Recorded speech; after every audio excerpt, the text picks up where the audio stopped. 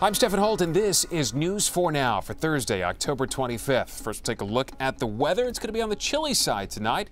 Tomorrow, expect more of the same, along with clouds building up throughout the day. And let's turn now to the news and that wave of suspected explosive devices mailed to high-profile people, all who have been critics of President Trump. Authorities found more devices this morning. Here in New York, it was a retired NYPD detective who alerted authorities to one suspicious envelope delivered to actor Robert De Niro in his office in Tribeca. Two others were sent to former Vice President Joe Biden. Both were intercepted at mail facilities in Delaware. It brings the total number of suspected mail bombs to 10. Detectives and federal agents are now on a mission to find the person or the people who sent these packages. I can say with certainty that we will identify and arrest a person or people responsible for these acts. So far, there are no suspects. Sources tell us the investigation is narrowing on Florida, where it's believed many of the packages were mailed. FBI and NYPD officials also revealed this afternoon that none of the devices examined so far actually could have exploded.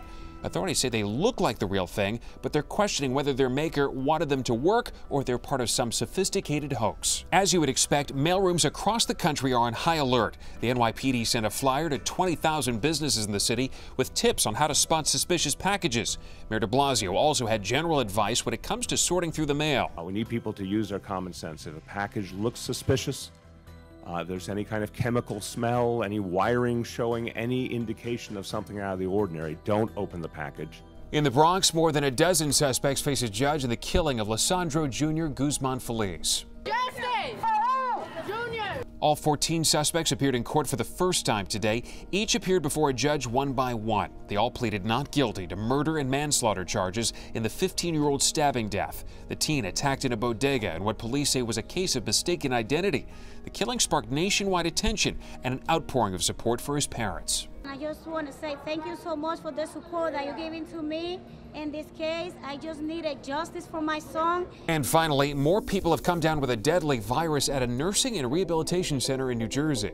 We first told you about the adenovirus outbreak at the Wanacue Center earlier this week. Now, officials say 19 people have gotten sick. 7 have died.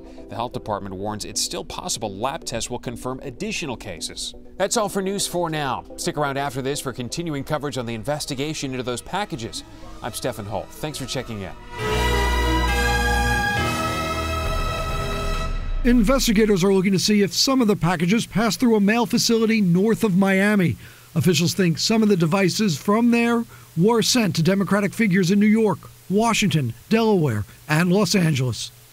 Extra investigative resources now on the ground in Florida trying to track a suspect. The packages discovered today sent to Trump critics, Joe Biden, Maxine Waters, and here in Lower Manhattan, Robert De Niro. The NYPD bomb squad removing that device. I can say with certainty that we will identify and arrest a person or people responsible for these acts. Make no mistake, New York City's intelligence and counterterrorism capabilities are second to none. The bombs tested so far apparently were not operational, but all were inside the same kind of envelope with similar markings and postage. On one device, a well-known right-wing image that mocks the ISIS flag with the words "Get her done" and silhouettes of women. The FBI, ATF, postal inspectors, and NYPD moving ahead on all these leads. It is worth repeating that any device could be considered potentially dangerous and treated as such until proven otherwise. No suspect, no motive, and it's still unclear if the devices were real or, as some investigators wonder, sent as sophisticated hoaxes.